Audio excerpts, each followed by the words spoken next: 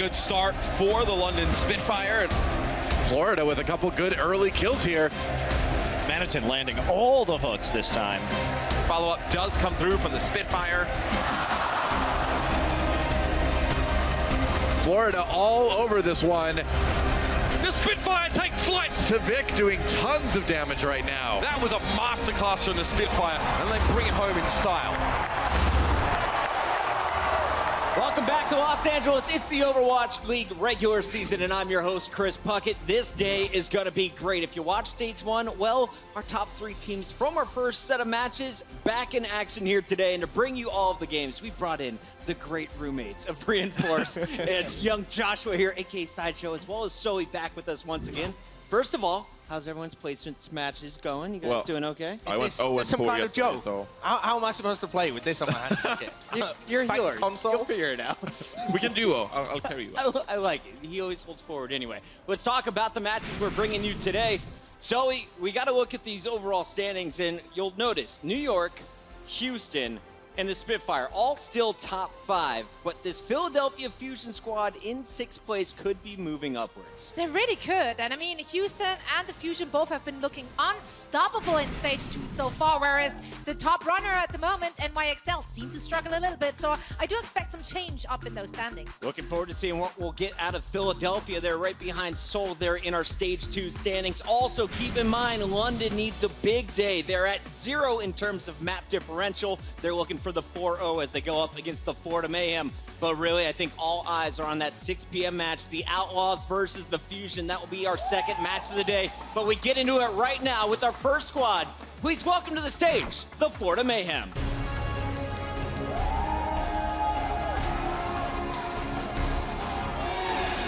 Choo-choo! All behind Swoosh today, and the Mayhem, well, they're coming in after a rough matchup against the Fusion. Across the 4 games in that matchup, they only secured 1 point. It just seemed like they couldn't generate any momentum. Yeah, but I do believe that this is their stage. I feel like the meta suits them more. I'm on the metaphorical Florida Mayhem hype train. It's only just set up from the station. It's crawling away. But if we carry on seeing decent performances from them, I could buy a ticket to that for sure.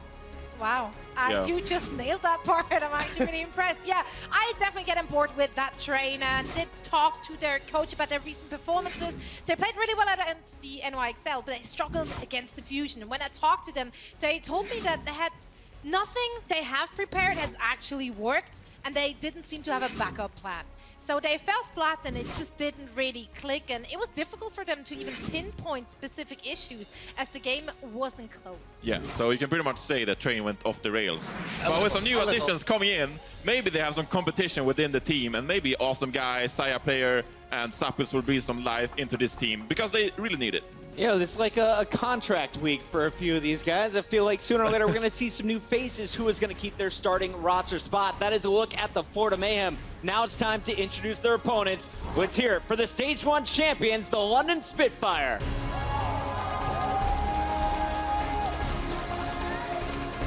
London offloading a few of the players to kick off Stage 2. Rascal went over to Dallas. You saw Fisher on the Gladiators. And this squad, well, they've had one of the toughest starts to Stage 2. They went Game 5 against Houston in the loss, but ended up bouncing back, beating New York XL in a Game 5. That's true, but what you have to remember is NYXL didn't have Arc, their main caller, one of their main supports. They were playing with Mano over on the support. So for me, London, they have kind of eased their way in. They've wiggled past NYXL. They didn't pose as much of a challenge. I've yet to still see the peaks from this team. Yeah, they need to find some consistency moving forward, because I believe this is their kind of meta as well. You know, they don't have to rely on the Mercy. They can get the wins based on profit and murdering. So in many ways, I'm looking out for this team to gain some consistency and get their wins. Yeah, the coach Bishop told me that the wins over NYXL all come down to the honest effort and confidence in their own strategies. And as you said, this could be their meta. They're 2 players down, so they can't run those internal scrims anymore, but they are getting confident with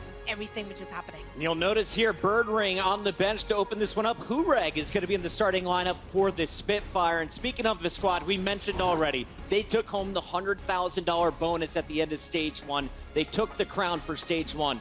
But if you look at the standings now, they're 5th in the overall standings, 8th in the Stage 2 standings. So how good is this team right now in the new meta? I think it seems too simplistic to say that this team has just got all the talent on paper, because we've been saying it the whole time. But they really do, and when you look at how they're moving around the map and coordinating things, yeah, their tanks are playing really well, yeah, their DPS are playing really well, but they don't seem to be as synced as some of these other teams in this dive. And they haven't really proven that they can flex to as many heroes, especially in this meta, because we see maps like King's Row where you need to play Reinhardt and Zarya. But London Spitfire, they're sort of stuck in just playing dives and birding, flexing between McCree, Soldier and Genji based on what they really need.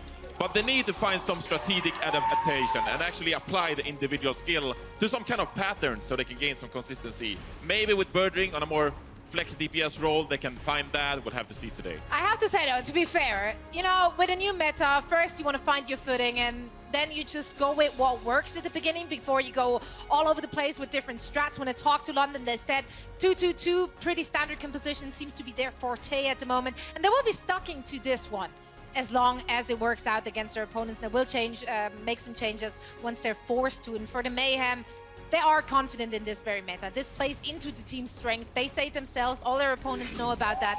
And of course, Zebozai is shining a lot more on this stage. He's now more effectively shot calling in the new role he has. You know, you say London Spitfire, they stick to 2-2-2 all the time.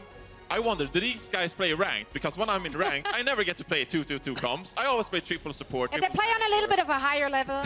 They are actually in pro teams. You heard of those. Johnny, Volskaya is map number 1. Do we see 3 supports, Sombra being that DPS or I think we'll see Hagapun on the Sombra. So there might be a single support in Alucio, with Sombra being the second support, getting those health from the health packs, of course. All right, if you look at these two teams, they have very different overall records. If you look at it, it's 1-11 for the Mayhem, 8-4 for the London Spitfire. But let's break this down to the micro level side, Joe. What one-on-one matchup are you looking forward to in this matchup today? So when I look at Florida Mayhem in this meta, and they've played kind of similar styles to this before, it's got to be Logix, and he's going to be up against Prophet. And for me, Logix is a player with so much potential. We've seen it from him before when he played online back in late last year in kind of October time. He was just shredding everybody. He was all over the place. We've seen flashes of this coming out from him, where he's been able to get into the backline. But for the most part, it's been Prophet that's been on fire.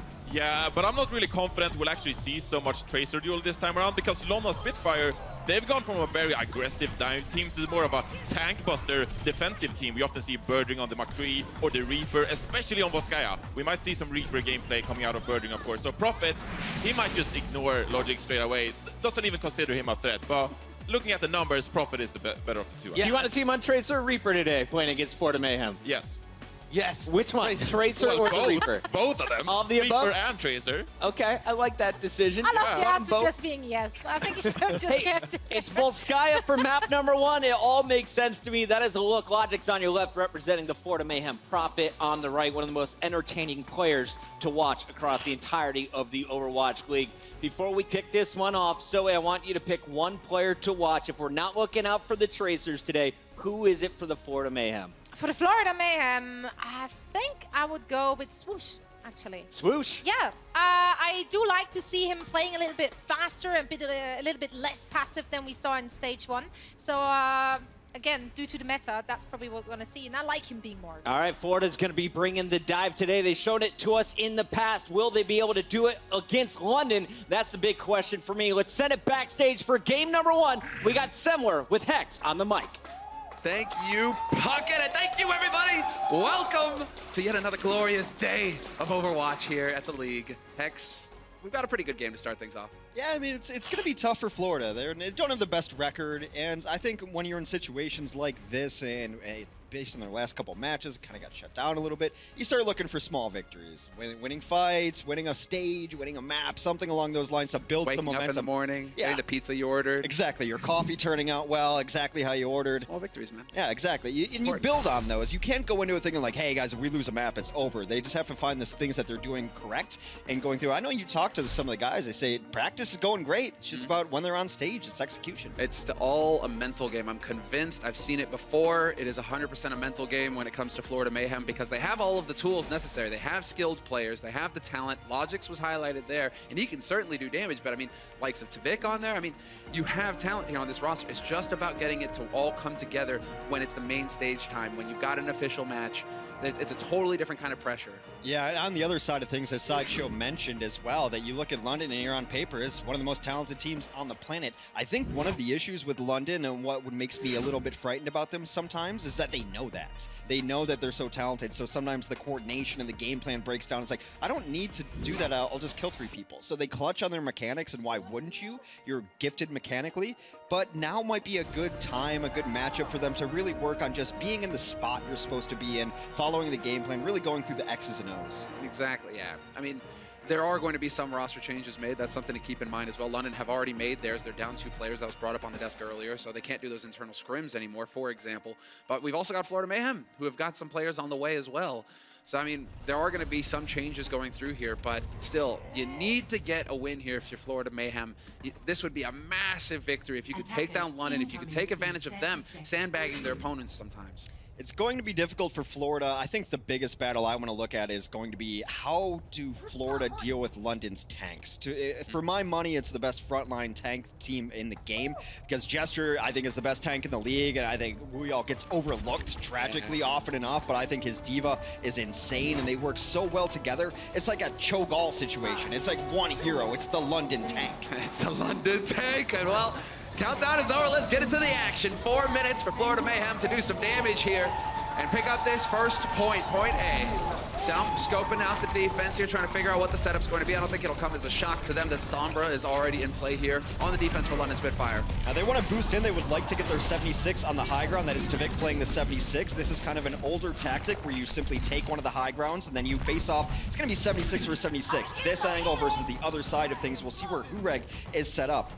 I really like how they run the Sombra. I disagree with some of the people who say DPS should be running Sombra. I think support should always be running Sombra in this specific situation where everyone can play around your pack. Exactly right. You get that big pack, you even have the small pack in the little room right next to the point. And so much healing, and more importantly, very quick ultimates. That's the name of the game here for Hagopin, although he is taking a little bit of sweet time. Oh, this is perfect. They took away pack for him. That's exactly where they want to be set up so that everyone could use that pack. But now the Mayhem are simply spotting over it and kills will follow. Well, it's looking like they've done their homework here, Florida Mayhem.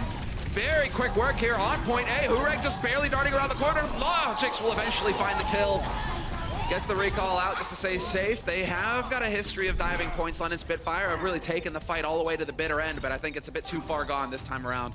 And Florida Mayhem done a fantastic job of picking up a point, although Gesture is still hanging around here. Maybe I'm calling it too early. Oh, absolutely. This is exactly what a lot of these teams want to do, especially London. Soul comes to mind. They play on a razor's edge towards the end, but that EMP was up. They come in and absolutely clean up. A couple of late kills, though, could swing it all the way back for Florida. Oh, yeah, indeed. Tvik doing a great job right now, really forcing Gesture to get out into the open. Gesture still got his primal as well, so he could go ahead and pop that, continue to buy time, and sure enough, he's going to do it just so he stays alive. Already Prophet looking for the kill on Tvik as well. Tvik doing a great job right now on Soldier of just staying alive and keeping the damage rolling, and eventually they will drop the tanks. This is where it can really hurt them, though, because they were unable to secure that fight. They threw ultimates into it. They threw EMP, they threw Primal Rage. They don't have either of those. It looked very good for them up until this point. A nice stick will take down 2 key parts of the Spitfire from Logics, and he seems to have his game face on today. Man, moving together as a unit here. Florida Mayhem want to keep this rolling. They've got the ult advantage, a tremendous one. Both support ults up and ready to go here for Florida Mayhem, and Tvik has got his tack visor. He's going to have the high ground. There's the sound barrier. Bionic field already using the hack from Hagopin. That could delay things here. Tvik has to give up the high ground. Yeah, but he's out of there and at full health. Transcendence on point. He's waiting for the visor. He'll use it as a closeout. There's the visor popping off, trying to secure this point. Already 2 ticks, Semler. Oh, fantastic work. Now the tanks to get out, although Hagopin will get caught. Tvik going to work. Wuyall is out here as well. T-Mac instantly. Great focus fire coming in here for Florida Mayhem. They are calling their targets and they're dropping them like sandbags left and right. Hureg, however, does get that flank angle going, and he will be able to give a little bit of ground here. A couple of kills, although Florida still has designs on this point. 3v3, that is a huge kill from Zupe. EMP comes down, though, going to make it very difficult for Tvik to even retreat. Eats a Helix, but has to get out. Very good first push, though, on the snowball mechanic from Florida, but now London's had time to reset.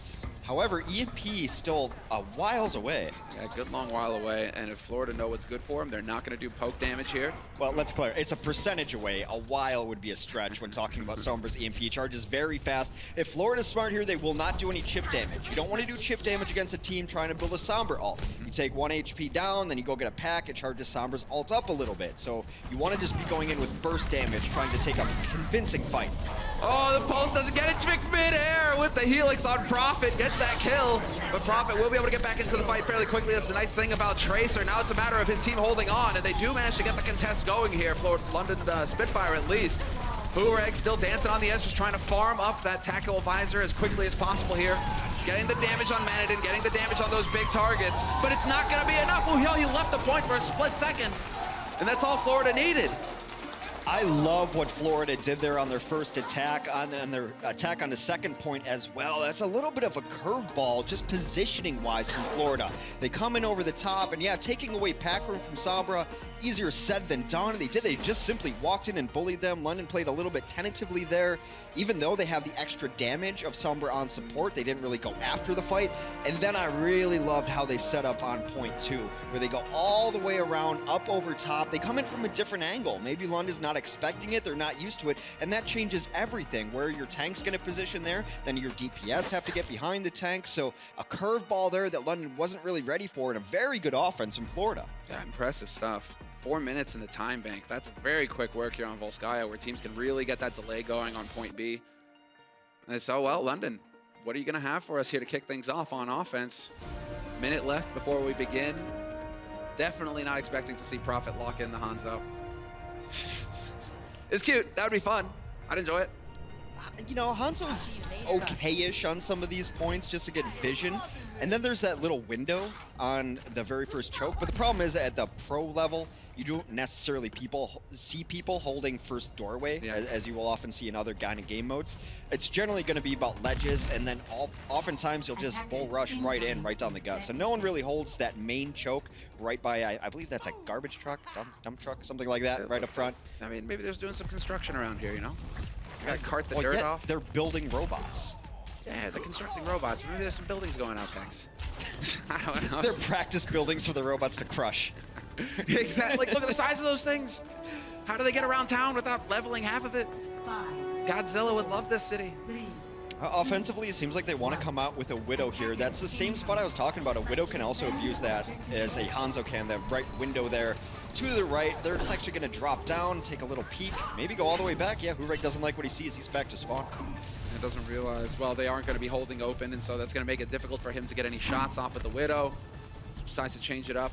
Well, they're going to be holding pack room, and they don't necessarily have shield tanks, so he could have taken the opposing high ground, but right now they're going to deny him entry. I think if they would have seen that Widow, they would have rotated on it immediately. So it's a nice switch. He's going to go to a McCree instead, able to do a little more medium range damage.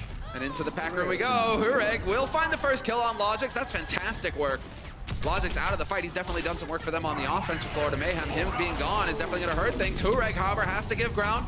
Not going to be able to re-up either on his HP, but that big kill on Zupe, that would have been it.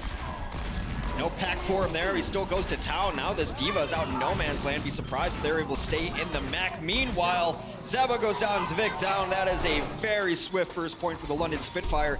And it all starts actually with that kill onto the Tracer. You just don't have to worry about attack angles anymore. Tracer's biggest job is not only killing supports, but distracting everybody else. That you don't have the backline pressure. They can all just shoot at what's in front of them, and Hureg pretty good at that. That is kind of what he's supposed to do. Hit headshots, but I'm glad that we're watching him because I always enjoy McCree play. Not gonna hit the flash. McCree with the flashbang, great counter for Sombra. Unfortunately for him, he doesn't get the timing right. Zupe's able to back out of dodge, and so we will have the EMP in play here for Florida Mayhem. See when he decides to commit Zupe and really shut down this first push. They're gonna wait. It should be EMP in it. Excuse me, actually, he goes down right away. Hureg up top. I think they wanted to get the shields off on the tanks below. The bubble had just burst. They want to set up the Deadeye from the high ground there to at least zone out and start getting a little percentage. This fight not over yet, though, as Logix takes a dip into the icy waters of Volskaya.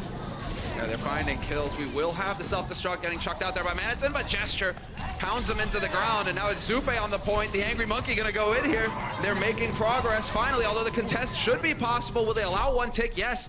Not quite enough in this fight to be able to delay it further, and so 3 ticks nearly here for London Spitfire. Look at this alt bank, though. The self-destruct comes out first. Will end up making swoosh out in no man's land. Hureg's able to get him with the Deadeye, and now London is trying to cash in on all their ultimate abilities. A blade comes out for Tvik, but he's got no dash. He's got no targets. And that is definitely not the target he wants to be running into. Point blank headshot, that's not going to be good enough. Closer will take him out. And so Prophet still here, goes for the stick, Manatee. No remake possible for Florida Mayhem.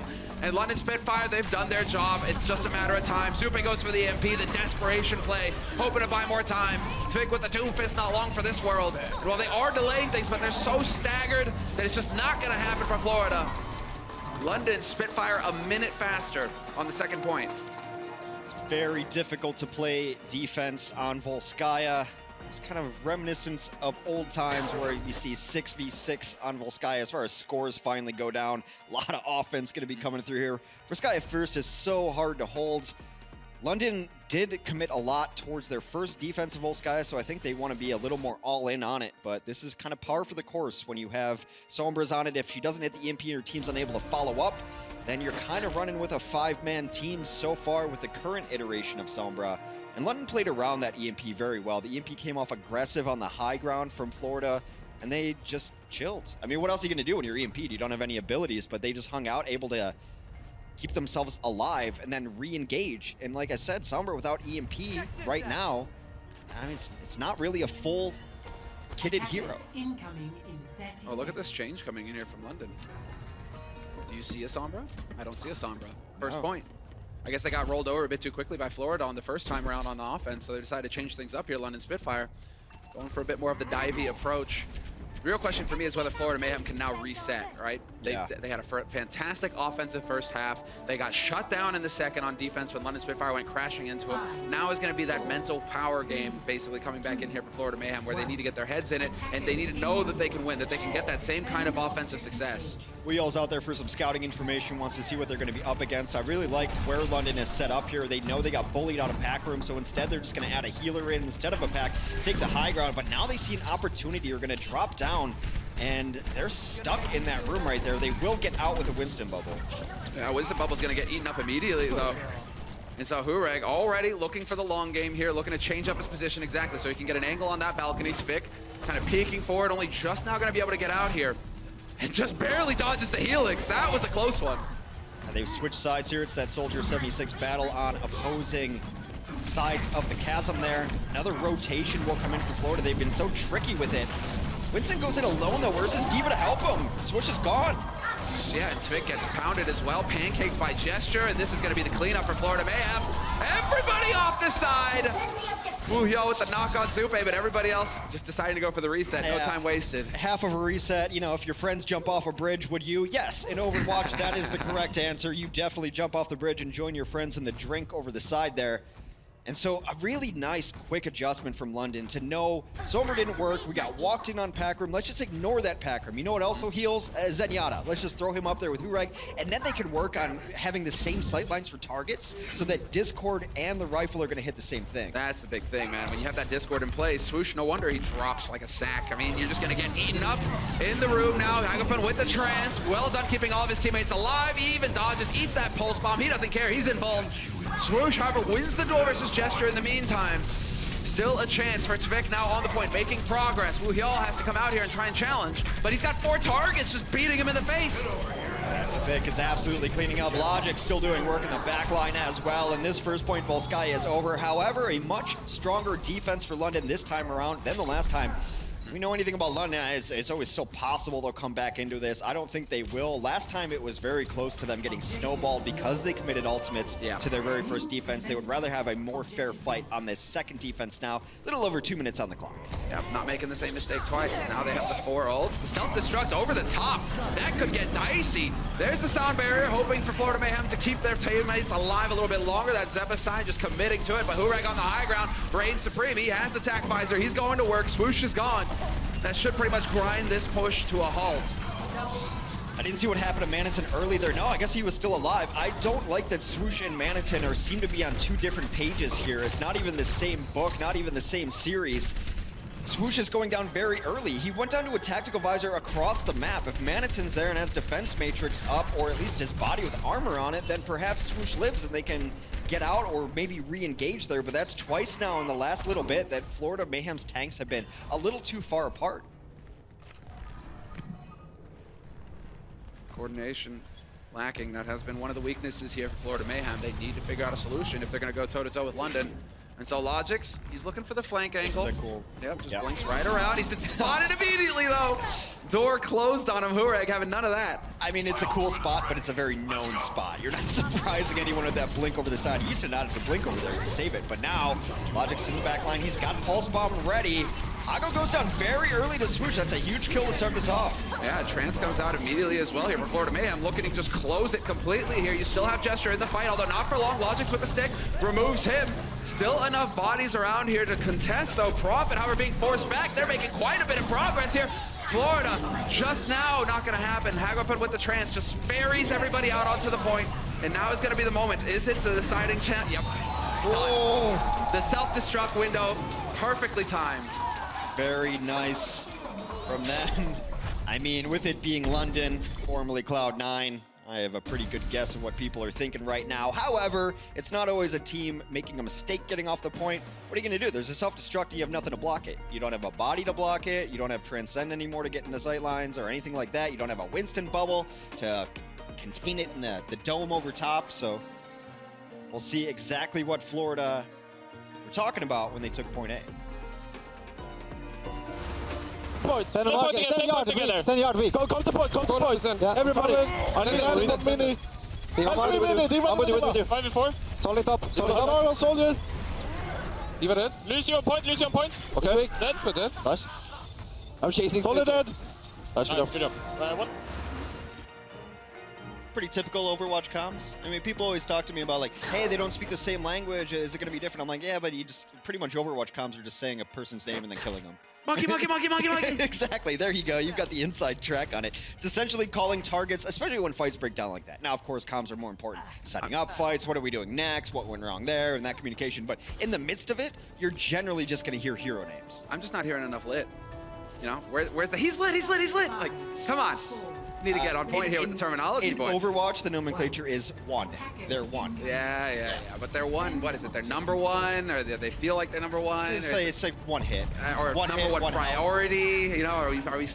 You know what? I wasn't confused before, but now I am. I mean, you're playing against Fleta, and you're saying 1-1-1. He's like, his teammates are always like, well, yeah, obviously. I mean, he is number one. He is number one. Fair enough. Well, I used to have a grasp on comms. Now I don't. Thanks.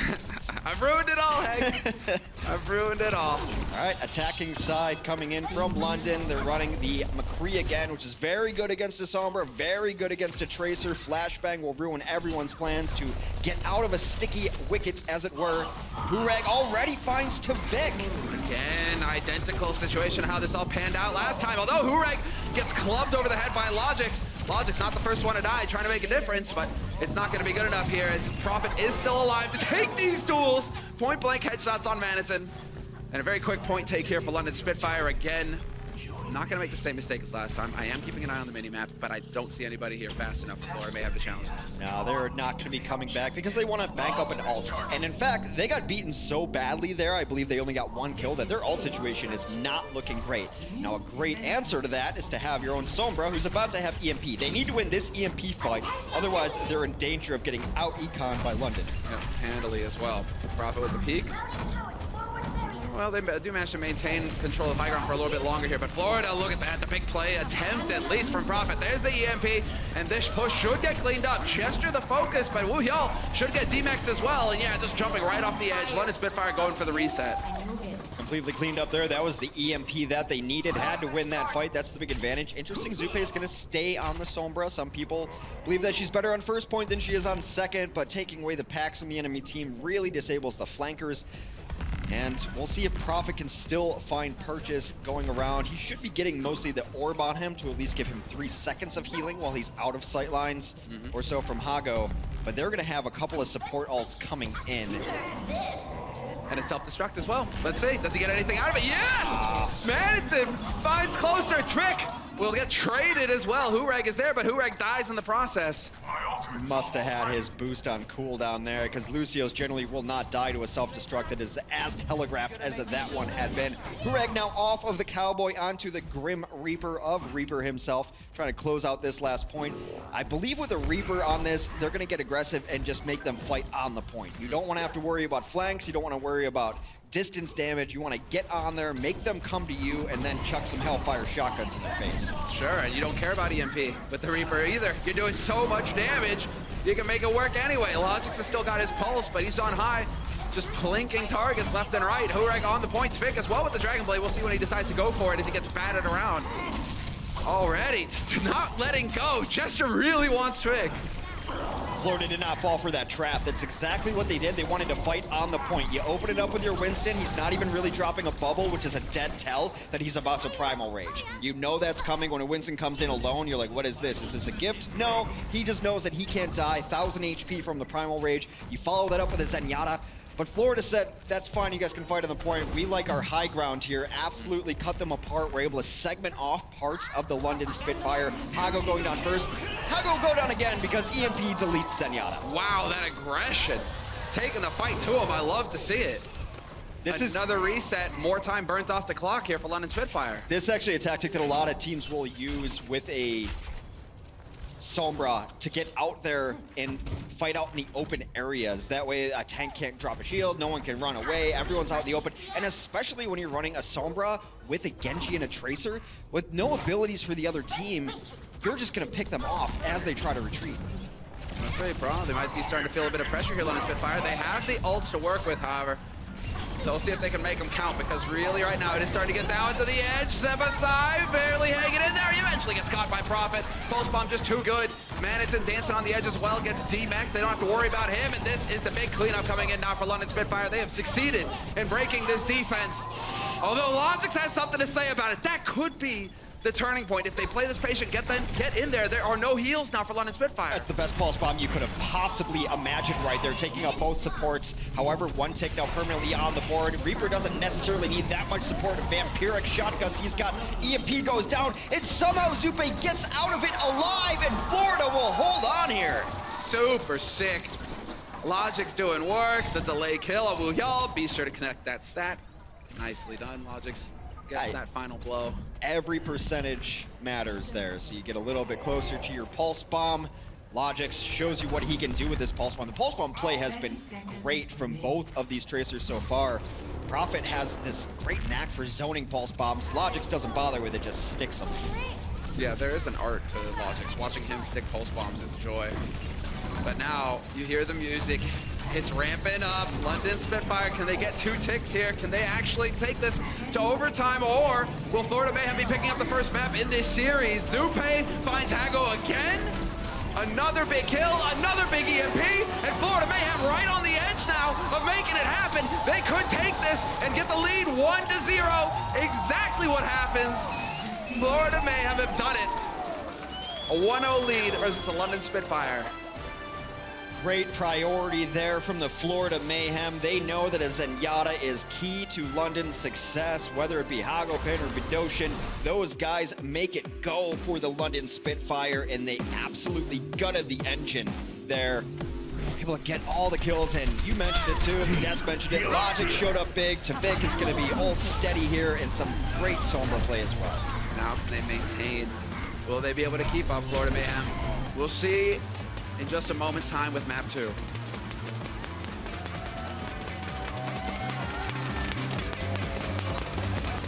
The Overwatch League is brought to you by Intel, the official computer processor of the Overwatch League. T-Mobile, America's best unlimited network. And by Omen by HP, the official PC and display of the Overwatch League.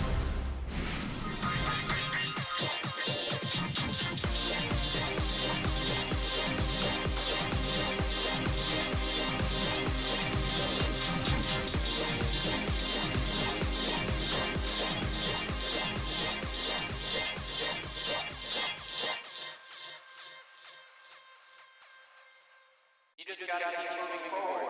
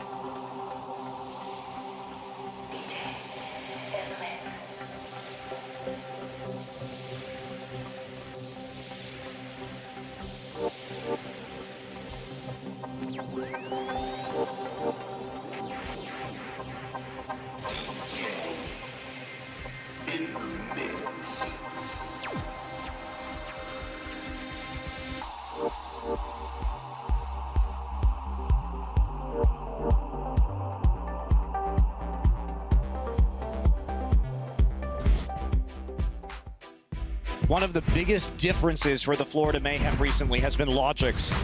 Logix, DPS player for Florida Mayhem. He's just hitting shot after shot, just straight styling right now. Before I went professional in Overwatch, I studied accountancy and IT. After picking up Overwatch, I started grinding ranked and got noticed, so I decided to pursue that dream. Why I like playing DPS mainly because it's the star role of the team. You're able to make flashy plays and just take the spotlight like that. And here's a Deadeye! 2 kills for Logix! My favorite hero to play is Tracer. Her blink ability allows for a lot of mobility and therefore like a lot of chances to outplay someone. No way! Yeah, that was a style and play there from Logix. It's a stage experience. Some people get nervous, other people don't. But in general, you know, having that live crowd and just knowing that there's a stream, if you do something super cool in a tournament, it gets remembered. It's just, yeah, a fun and exciting feeling. I'm looking to prove myself as a DPS player and try and be one of the best players. And there we have it. Logix, I mean, he is on his way, you know, to proving that he can do the deeps. Yeah, there was a big question about Logix because Saicho always mentions on the desk, he crushed it in online tournaments. And then he got him in offline tournaments. He had to play World Cup too, and he didn't have like the greatest team on the World Cup either. He played pretty decent, but then the questions came, can he play in a LAN environment? Do the jitters get to him? And perhaps that was true, but now we're stage 2. Any nerves that you get walking on stage have to be gone. You just get used to it. I mean, after all of those entries as well. Right, you would exactly. think. You Yeah, would that think might be that part would of the- help of just like shaving off a little bit It's of the got to nerves. loosen them up. It's like improv classes, you know? Just act like a tree. This seems stupid. Yeah, but it'll make you loose. Just whatever you can do. Loosey-goosey. Loosey-goosey. I mean, Li Zhang is going to be coming up next. Hex, what do we make of this map here for this series? Well, Li Zhang, this is Tracer's best map in my opinion. I got DC'd on this map last night. I was going to play Tracer. I was so disappointed. I'm still bugged about it today, so. Yeah. I remember. It's definitely my favorite map. I think Tracer is so good on this map in various different stages. If we do start off in Garden, of course, that's a great stage for. Night Market can be a little less forgiving. Control Center, either way, a lot of teams run different strategies on Control Center. It's kind of the big bruiser map. You want to run a Slambulance, you want to run a lot of tanks, something like that. But this map, I'm really interested to see what comes out on here because there's teams that run Pharah, there's teams that don't run Pharah, and of course Pharah and Mercy, always very good here. If you've got anything that reaches to the sky vertically, Pharah is going to be like, oh, let me play, let me in. We've seen a whole different, we've seen McCree's to counter him, we've even seen Widows on this map. Yeah, I think generally if you want to run a Pharah Mercy, you come out and you try to run it, and then whoever loses that battle switches off. Yeah. Because you can't reestablish, you're going to eat too much damage in, and then you switch to a Widow instead to be able to counter it, and then maybe you get control back, you go back to the Pharah. I mean, it really just depends on how the first fight goes. It can be defining on Control, on Li Zhang Tower, on this point specifically. At vertical tower, that's just where Pharah is going to be hiding the entire time. If they come out on the Pharah, no mercies so far on either composition. And Pharah without Mercy, it's like Riggs without Murtaugh. Not quite the same lethal weapon. I mean, you've got Hago with the orb for London Spitfire. He can get some healing up onto Hureg, perhaps. But then on the other side, there we go. Zebasai swaps into the Mercy. So we will have that Mora to heal the tanks up on the bottom line, and then Zebasai will be there to mine the Pharah in the skies. Zube getting some loving right there. Oh, Hureg's going to be playing a dangerous game here. Without that Mercy's got to play a different style, but he does take down Zube very easily. That damage on the ground they're getting from Hago's Discord really helping them out. So Pharah be darned, she's going to get Healing Orb. This is a style that a lot of European teams used to run without a Mercy before Mercy was very strong. They didn't want to kind of lose the rest of the abilities on their team, so they ran a style in which you would run a Zenyatta and a Pharah, and then the Pharah just generally got a little more attention from the Zen, got the Orb more often, and played a ground-based Pharah. She dips down at the helicopter landing of Lucio's healing, then jumps back up. Yeah. I mean, with the orb, I mean, it can work. It's just not having that Mercy. You have to worry about the ferry around. Right now, we're seeing that as Zebasai. Coalescence has been used here by Zupe. No time wasted at all. Trying to pave the way, open it up with the Lighthouse. Not going to see it, though. They lose it as Florida Mayhem don't really get too much out of that play. Keeping an eye on things. Closer wins the duel versus Logix, interestingly enough. Gesture dropping dangerously low, but he is getting topped up. And it looks like London Spitfire will continue to hold on this point. Prophet stuck Zupe there, and he was keeping track of the cooldowns. No escape for Zupe, of course. Moira can just shift out of that. Able to go into the Wraith form and be unaffected by things stuck to her. London in a great spot right now. This is a map mode that they've kind of turned it around. They used to struggle really heavily on control, Oasis specifically, but they've had good showings on Lijiang recently, especially, you know, they beat New York on it a couple times to, you know, win stage 1. No big deal. No big deal. No biggie. No biggie. Oh, there we go. Vic point blank, and there we go. The counter barrage from on high, way out in the open though, and Hurek won't be able to make it out in time. Only getting to trade on Vic. Zebasai, in fact, getting the kill on Hurek. Still, however, if you're losing your backline in the process, that's not going to be too good. Wuhyal will take down Zupe, and so some healing lost. Wuhyal could even drop the self-destruct here to try and buy a little bit more time as well. Yeah, but he knows that Gesture's still alive too, so he's just going to wait. He's going to get there on the point. However, it is flipped over. Will get the self-destruct kill onto Logix, which is a little bit interesting. Must have been out of cooldowns there again. Gesture continues to stay alive and do work on this point. He popped Primal Rage. They're going to take this back quickly. Good, and Wuhyal just doing Wuhyal things, man. He is staying alive forever. There's the contest, doing the damage. Assassin Diva ready to go to work. Tvik has swapped out as well. Enough of the fair play. Going for the soldier, and there's Prophet. Butt of the pistol to the face. Logix didn't even see it coming. They're going to bring this back. They've actually just been sending people in one by one in the old pinball strategy of launch one ball in there, wait. It doesn't matter. You don't need to win this fight. As long as you're contesting, you're getting points on your percentage. You do have to worry about feeding ultimates at a certain point where you're just sending bodies in. London nearing a couple of crucial ultimates. They're going to have their support ults up for the next fight, both of them. Zupe transcends Zebo. No way he gets sound barrier in the rest of the stage. Yeah, he's a ways off of that sound barrier, unless they can get a whole lot of healing going into the tanks. You're right. And so this is going to be one valuable transcendence. Prophet looking for an angle. Did somebody get batted off the side there? I believe it was Zebo. Yeah, Zebo got knocked off by the concussion blast over the top. He had to try to get in there. How does that feel, Lucio? You do it to all the people all the time. Lucio's usually the one knocking people off the bridge. Unable to find purchase with those rollerblades off the edge, unable to skate back up. London takes stage 1. You can say it. You can use the cliche, Hex. Taste of your own medicine. Have you heard this song before? A little bit of a beat of his own music right there. There we go.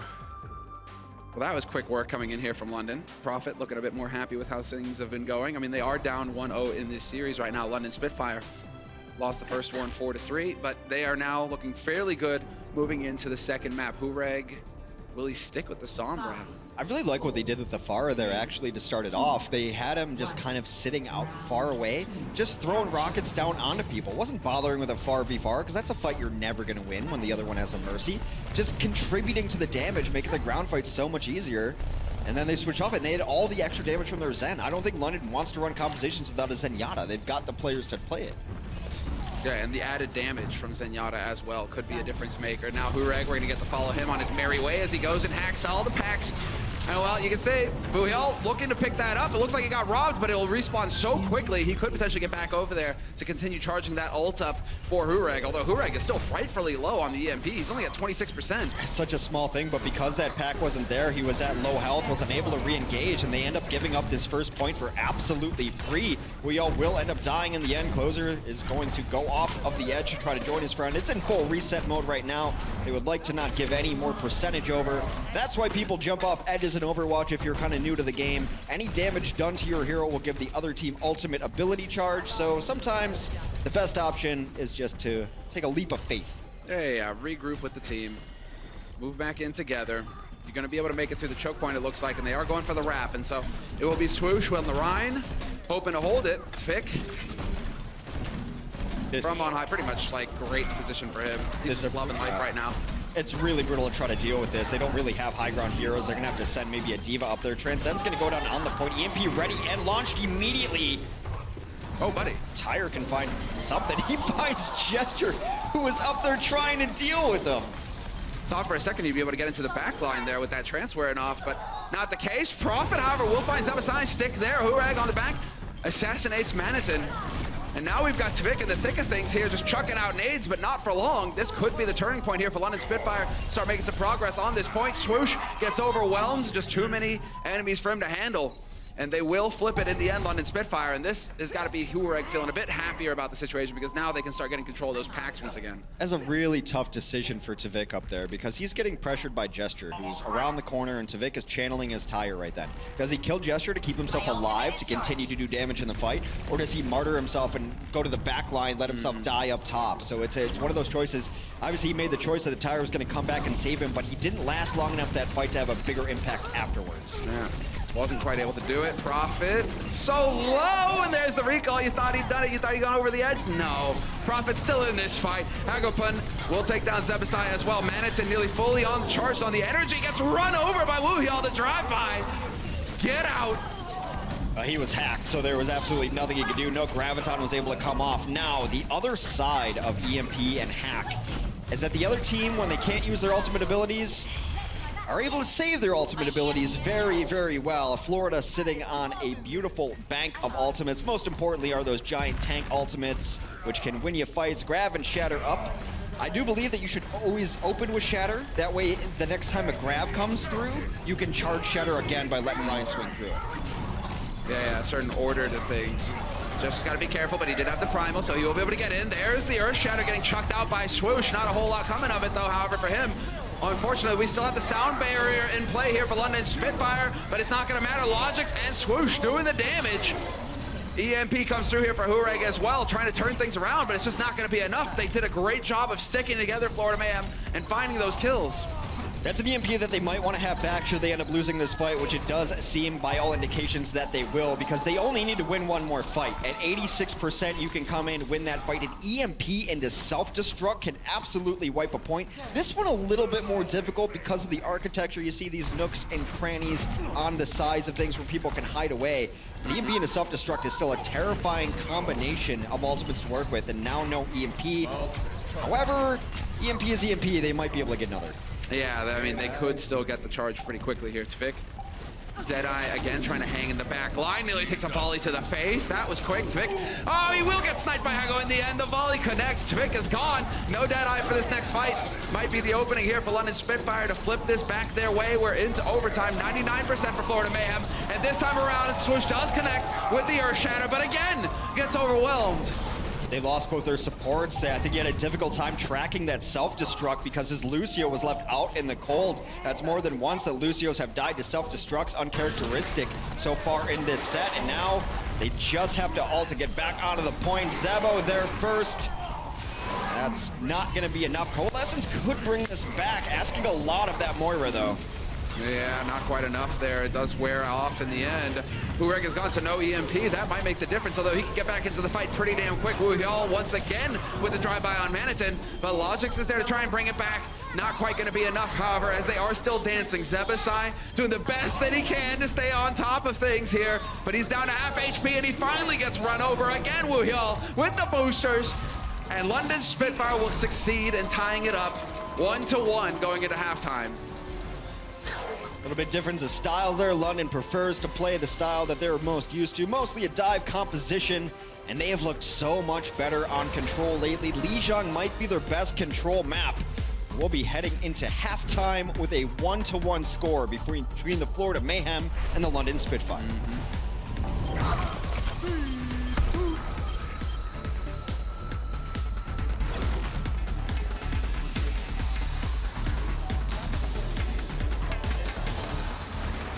The Overwatch League is brought to you by Omen by HP, the official PC and display of the Overwatch League. Intel, the official computer processor of the Overwatch League. And by T-Mobile, America's best unlimited network.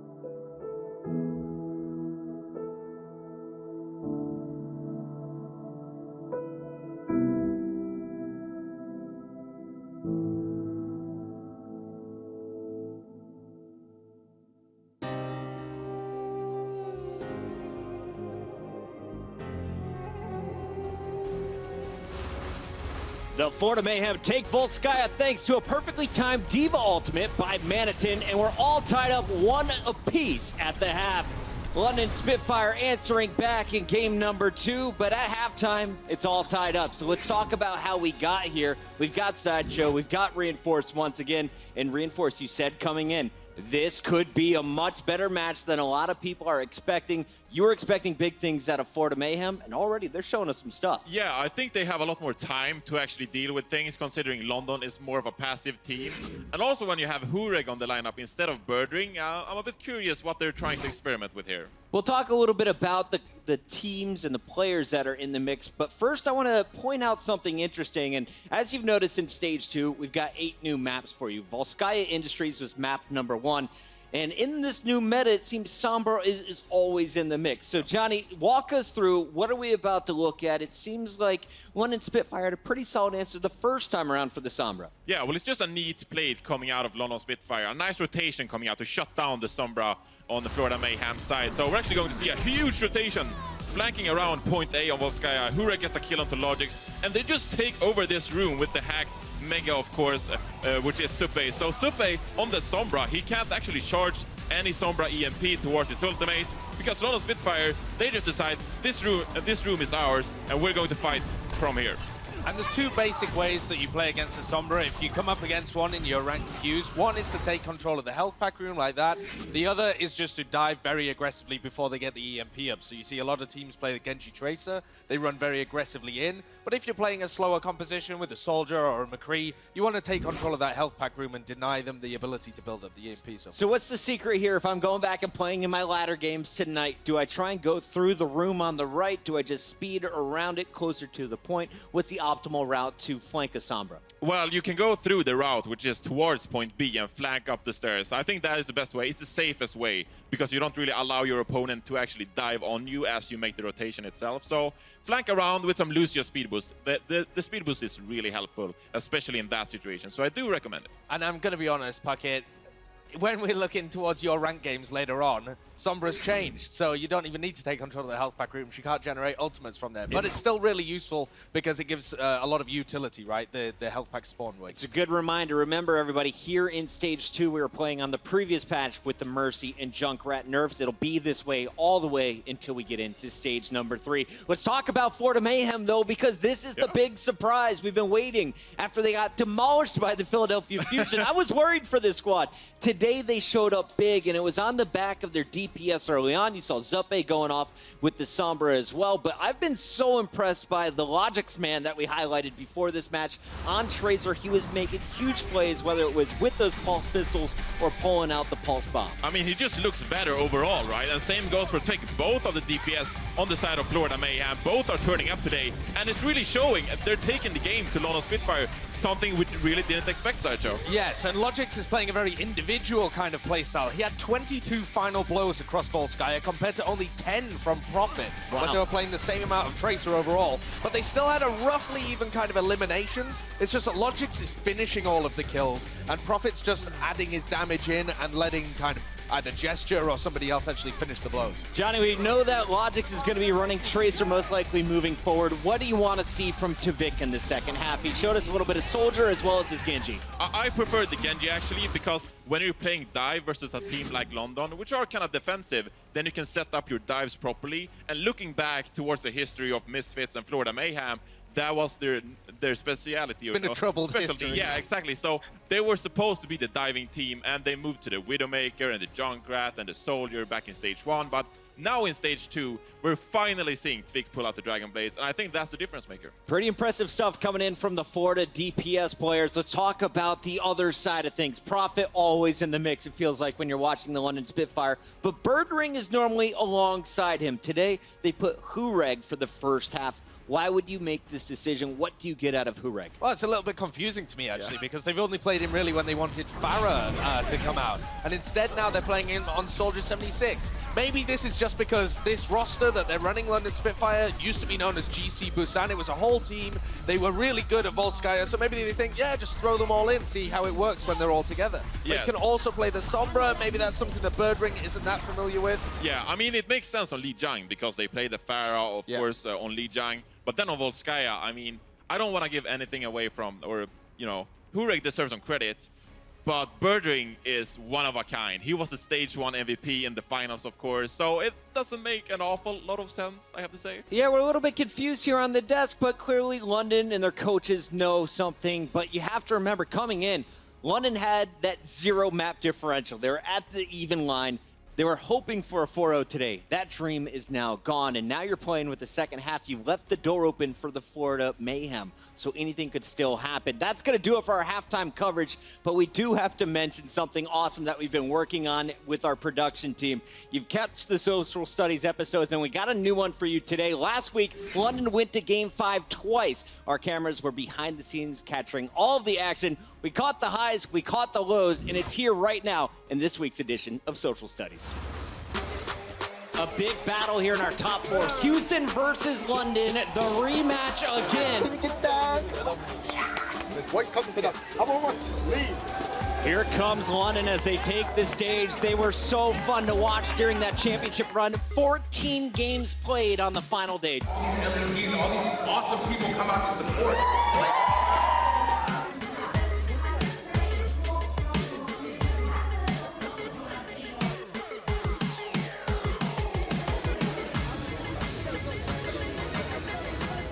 Even gets the fadeaway shot on the Profit. There we go. Houston Outlaws will be picking up the second map, tying up this series 1-1. It's not over yet, London. Can definitely turn this around. There we go. They will take down the London Spitfire. Revenge to open up stage 2.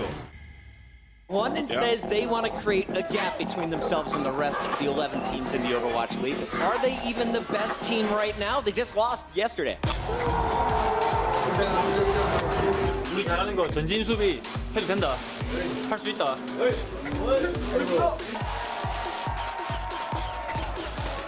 Today, going up against the NYXL, their rematch from the finals from stage 1. They are looking strong. They already took one map and they look to take the second one too. Let's see how they will fare. To tap it and keep it alive for their team, but they're not going to be alive for long. Insta-kill by Sivyobi, and that will be it. New York XL will tie up the series 1-1. 너무 긴장이 안 돼서 만약에 상대가 거기서 상대가 뛰었을 때 그냥 초월 쓰고 상대 만약에 점프해서 물렸잖아? 초월 쓰고 무시하고 가버리자 그냥. 재밌게 하면 된다 얘들아. 재밌게 괜찮아 뭐 재밌게 해야지.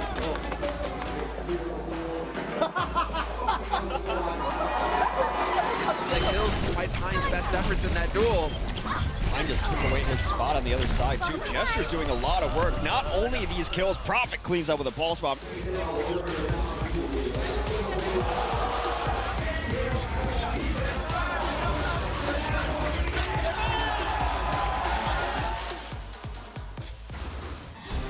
The Overwatch League is brought to you by Toyota.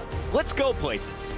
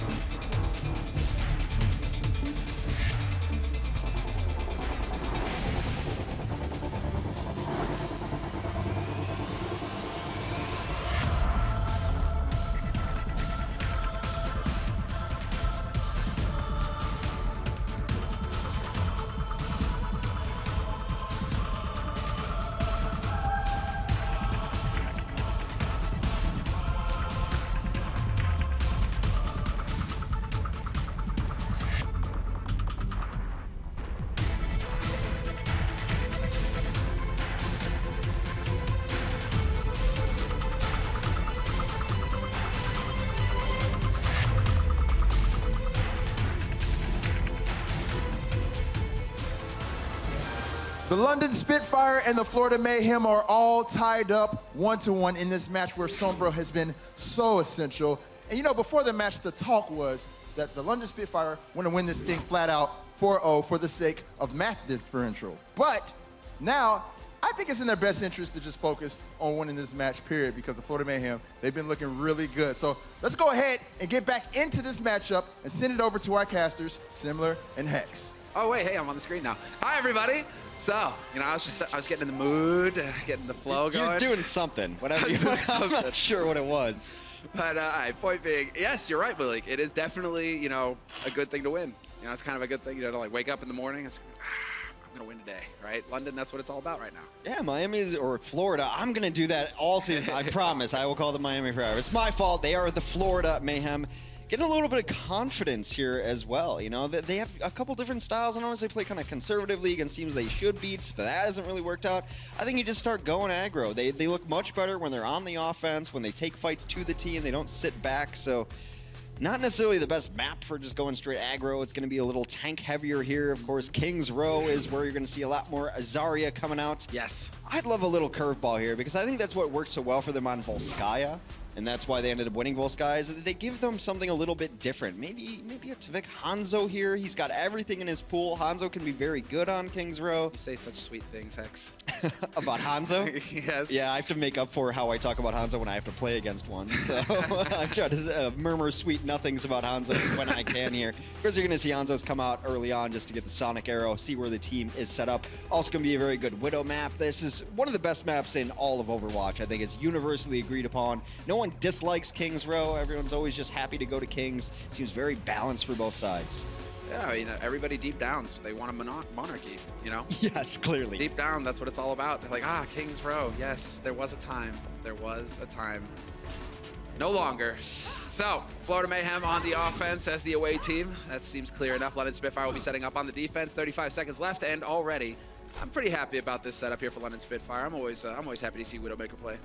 That's a really interesting stat, actually. London's only lost 2 hybrid maps, both of them being on King's Row, so clearly have not figured out this particular hybrid map just yet. I liked the title there more. Yeah, home field disadvantage. Disadvantage. Parentheses, man, they're a powerful thing. It's because they're from London, Hex. It's because they're from London. Oh, all right, yeah. I completely get it now. Thank God. What would I do without you? I honestly wonder. Could be a very dull life. Don't give the people inside information on my dull life. Widow Battle comes out and Hureg spices it up right away to Vic. That's an interesting exit for the Junkrat. The reason you don't come out there is because Widow's always watching that door, looking for other Widows, but she'll take a free rat. Yeah. Farm up some more ult. Hey, there's the headshot on the Manitou as well. And Hureg, 2 clean kills, 4 hit shots. The damage is rolling in. And I like it. We've got the Shetland pony in play here as well. Orisa on the high ground, setting it up for profit. I just like that we all just hanging out up top of this head, daring them to shoot at him. He's just part of the monument now. He's Mondada's hat. Hey, fair enough, because that will obviously help his healers. There we go. Huregi's got the angle. Nice Ryan Shield positioning, however, from Swoosh will make it a little bit more difficult for him to hit some shots there. And he is just going to keep, there he is, keep away. Huregi's like, all right, you rotate, I rotate. I'm going to stay as far away as possible and keep banging you in the face with my shots. This is what Florida has done very, very well, is to take interesting paths, interesting rotations, making London not play in their comfort zone up here. God. They are getting shelled from below by Prophet, though. Oh, that's so much damage. Prophet, he's almost got his tire already. Prophet, it's just a matter of time, and there it is. Sure enough, does he commit to it? Yep, not going to waste any time at all. Goes charging out right into the squishies. Swoosh is the one to die, though. They've lost a big key part of their push here, Florida Mayhem. They no longer have a tank to hide behind. It's one of those unseen combinations that you don't think about until you see it. Getting the infra sight on the team, know exactly where they are, if your tire is going to be able to find pay dirt or not. They get a couple kills, does Florida here. Generally, attacker's advantage can be strong on King's Row. If you can regroup enough, you can take an uneven fight in the other direction. Closer actually used his Valkyrie there towards the end as well, so missing one of those support ultimates. Still in decent shape, though, as Hago's got his Transcend ready for the next engage. Exactly right. And Hago's just ready. He's waiting. And they're going to go right through the hotel, straight into the fight here, Florida Mayhem. Similar to last time, Swoosh will see if they continue with the long path, and it's looking like it. Halt Out into the open, though. That's going to delay things, but Swoosh, he still had some shield left. He'll be able to get out of there. Going through the hotel is really smart. It cuts down on Hureg's sight lines. Now they're in back and going to try to engage on him as well. He's going to take a different angle up top. Tyre comes in. Oh, and he gets sniped in the end. Hureg, man, he is not missing much right now. Another hold off the point. They are still contesting here. Gesture with the barrier as well. Just throws it down. Nice D-Matrix there to cancel out the Flame Strike. And, well, it's just the trade. It's the standoff between both of these teams until they finally decide to commit. Both support ults getting thrown into the fight here for Florida Mayhem. Zupe and Zebasai both committing. And Prophet yet again. Another kill on Swoosh with the Tyre. That's enormous because Swoosh had his Earth Shatter up, looking for some redemption after some less than ideal shatters that happened on Lijiang Tower. I think he completely missed about 2 of them. He's gonna have to wait till next time. Actually gets off of the Reinhardt holding shatter, gonna go to the Winston instead. They've had enough of Hureg. Oh God, man. Prophet has done 4.3k damage so far. Tvik, he was playing on the junks as well, only 2k. I mean, he is just pummeling them. Hureg as well, up past 3k damage. Like the DPS right now for London Spitfire, they're just pulling ahead. They could be what's making the difference. They wanted to go in there. They've transitioned to full die, but Zeba going down early means that they can't speed boost in, and that's such an important part of being able to get through the hotel if that's the angle they choose again. You're just getting some presence on where you want to be. Well, here we go. Time to commit. Manitin still on the Zarya. Going to get caught by Hureg. Another headshot. No grab possible. Manitin's going to have to hook it back in here as quick as possible. 15 seconds left on the clock. Florida Mayhem getting stalled out. That's giving more time here for London Spitfire to get in position or to go for the snipes. Prophet takes Zebasai out of the fight. Logix has been on Diva here. He gets D-Mac, not necessarily the hero you generally see him in. You can just drop the self-destruct right on point. They won't even get there. The grab came out at the end, but too little, too late. That is a full hold defense for the London Spitfire.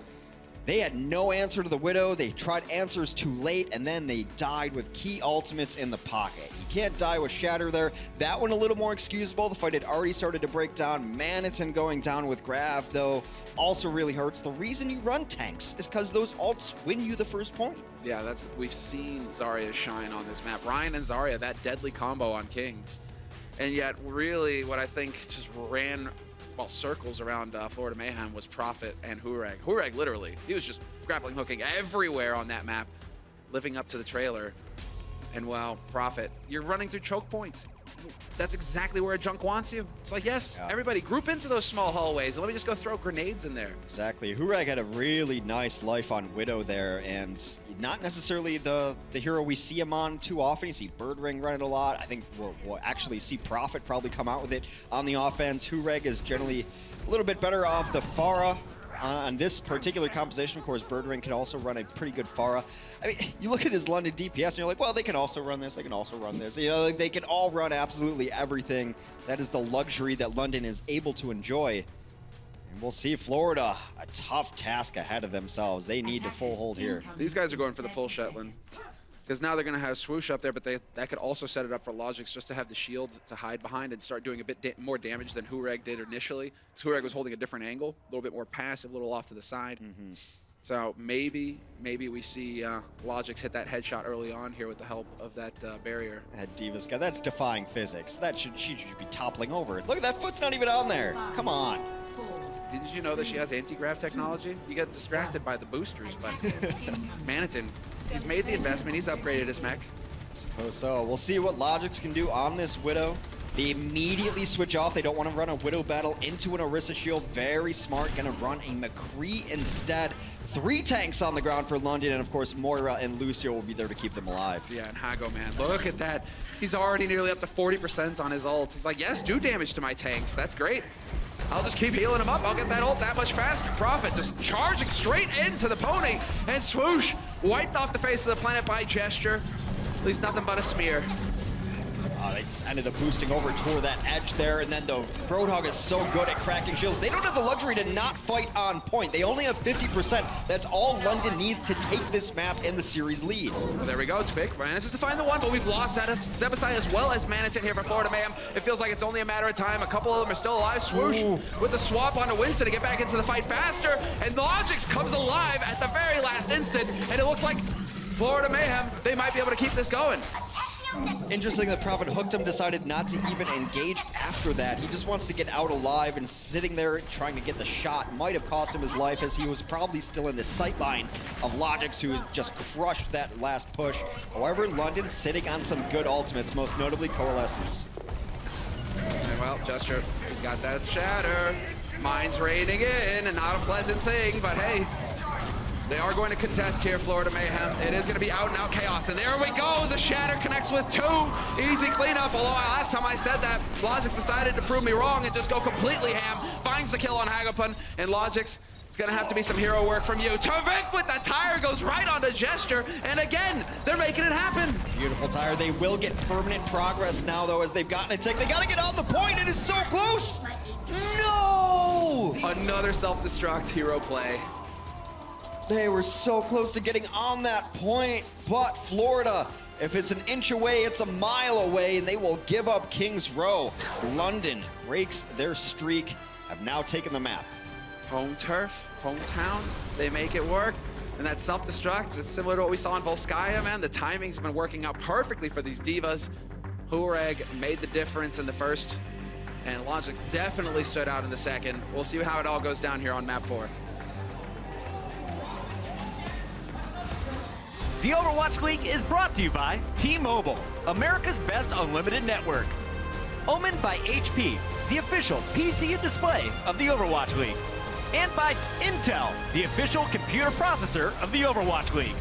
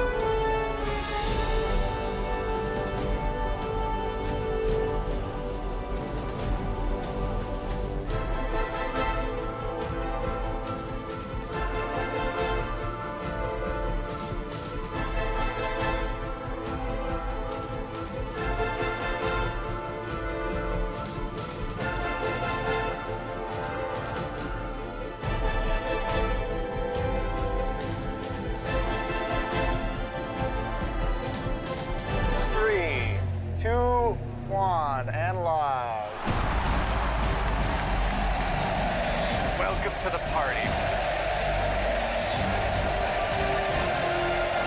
Oh my goodness! so many stars on this lineup. And this is where we see the high-quality Overwatch, everybody.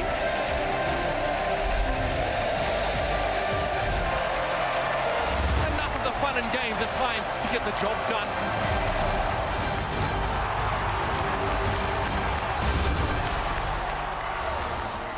Welcome back, everybody, to stage 2. Well, this is potentially the last map here of this series. 2-1 in the lead, London Spitfire over the Florida Mayhem. Hex, going into the last map?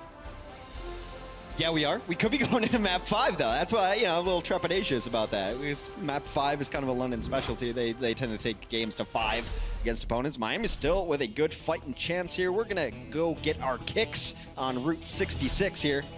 Head off in the diner. Rawhide? There it is. All right. Yeah. We'll work on it. We We'll work. have some ideas for Rawhide. There it is. I'm going to abuse this. No one should have given me this power.